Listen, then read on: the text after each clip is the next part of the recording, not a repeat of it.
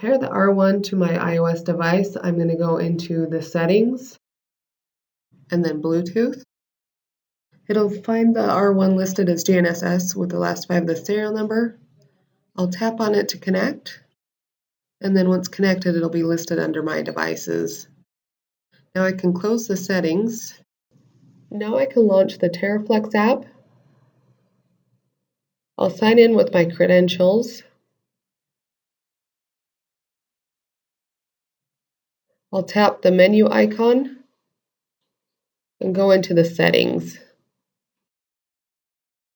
I'll then go into the location service, and I'll see the R1 listed there that I've Bluetooth to, and I can tap on it to connect. Now I'll want to go into the antenna settings and set it to the height I'll be holding the receiver.